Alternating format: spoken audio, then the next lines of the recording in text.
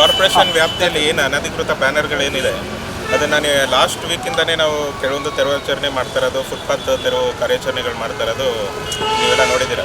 ಈ ಒಂದು ದಿನ ನಮಗೆ ಈಗ ನಿನ್ನೆ ಒಂದು ಕಂಪ್ಲೇಂಟ್ ಬಂದಿದ್ದು ಏನಂದರೆ ಎಲ್ಲ ಕಡೆ ಈ ಥರ ಬ್ಯಾನರ್ಸ್ ಜಾಸ್ತಿ ಆಗಿದೆ. ಮತ್ತು ನಾವು ಚೆನ್ನಮ್ಮ ಸರ್ಕಲ್ನ ಈಗ ಲಾಸ್ಟ್ ವೀಕೆ ನಾವು ಎಲ್ಲ ಬ್ಯಾನರ್ಗಳನ್ನ ತೆಗೆದು ಇಲ್ಲಿ ಒಂದು ಬ್ಯೂಟಿಫಿಕೇಷನ್ ಮಾಡಬೇಕು, ಇಂಥ ಇಂಪಾರ್ಟೆಂಟ್ ಸರ್ಕಲಲ್ಲಿ ಈ ರೀತಿ ಬ್ಯಾನರ್ಗಳು ಇರಬಾರ್ದು ಅನ್ಅಥರೈಸ್ಡ್ ಆಗಿ ಅಂತ ಹೇಳ್ಕೊಂಡು ನಾವು ಕಾರ್ಯಾಚರಣೆ ಮಾಡಿದ್ವಿ.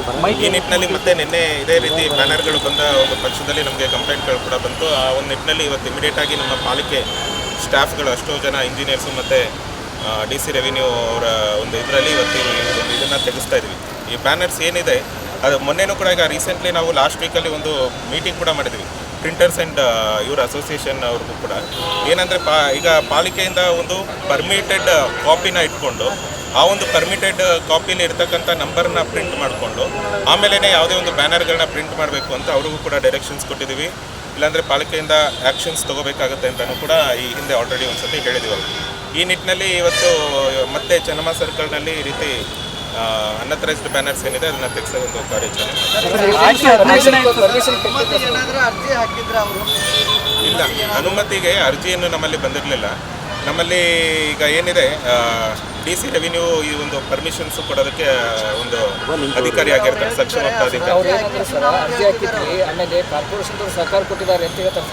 ಇಲ್ಲ, ಕಾರ್ಪೊರೇಷನಿಂದ ಯಾವುದೇ ಸಹಕಾರ ಇಲ್ಲ. ಈಗ ರೀಸೆಂಟಾಗಿ ಅವ್ರು ಬಂದಿದ್ದಾಗಲೂ ಕೂಡ ನಾವು ಕಾರ್ಪೊರೇಷನಿಂದ ನಾವೇನು ಮಾಡೋಕ್ಕಾಗೋದಿಲ್ಲ, ಇದು ಪ್ರೈವೇಟ್ ಕಾರ್ಯಕ್ರಮ ಇದ್ದಾಗ ನಮಗೆ ಸಂಬಂಧ ಇಲ್ಲ ಅಂತಲೇ ಹೇಳಿದ್ವಿ.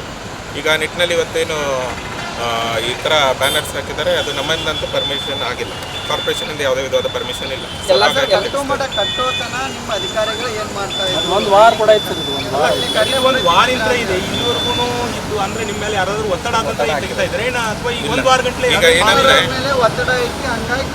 ಇಲ್ಲ, ಈಗ ಯಾವುದೇ ಒಂದು ಇದ್ರಲ್ಲಿ ನೀವೇ ನೋಡಿರ್ಬೋದು, ಲಾಸ್ಟ್ ವೀಕು ಕೂಡ ನಾವು ಕಾರ್ಯಾಚರಣೆ ಮಾಡಿದ್ವಿ.